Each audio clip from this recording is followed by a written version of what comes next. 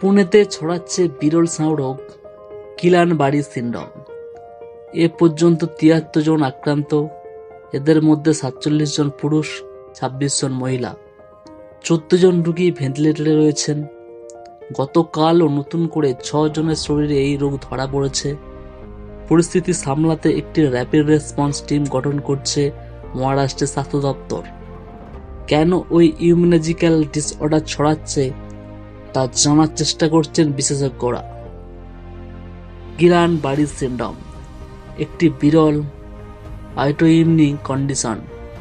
এতে নিজের শরীরের রোগ প্রতিরোধ ব্যবস্থা ভুলবশত নিজেরই স্নায়ুতন্ত্রকে আক্রমণ করে। নির্দিষ্ট করে বললে, ইমিউন সিস্টেম শরীরের পেরিফেরাল নার্ভাস সিস্টেমের ওপর হামলা চালায়। মানবদেহের স্নায়ুতন্ত্র দুটি অংশে বিভক্ত: সেন্ট্রাল নার্ভাস সিস্টেম এবং পেরিফেরাল নার্ভাস সিস্টেম। এই রোগে পেরিফেরাল নার্ভাস সিস্টেম আক্রান্ত হলে সেটিকে মস্তিষ্ক থেকে স্পাইনাল কর্ডে বার্তা পাঠানো বন্ধ করে দেয়।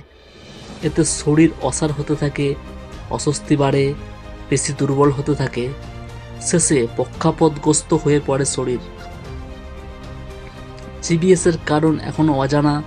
বিশেষজ্ঞদের অনুমান, ভাইরাস কিংবা ব্যাকটেরিয়া সংক্রমণ থেকে এই রোগ শরীরে বাসা বাঁধতে পারে। চিকিৎসা রয়েছে, তবে জটিল। ওষুধ বলতে ইন্ট্রাভেনাস ইমিউনোগ্লোবিন বা প্লাজমা বদল। রোগীকে দীর্ঘদিন রিহ্যাবিলিটেটিভ কেয়ারে থাকতে হয়।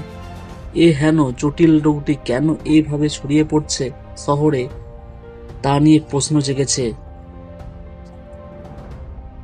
এই ধরনের লেটেস্ট নিউজ আপডেট পেতে RS নিউজ বাংলা চ্যানেলকে সাবস্ক্রাইব করে পাশে থাকুন।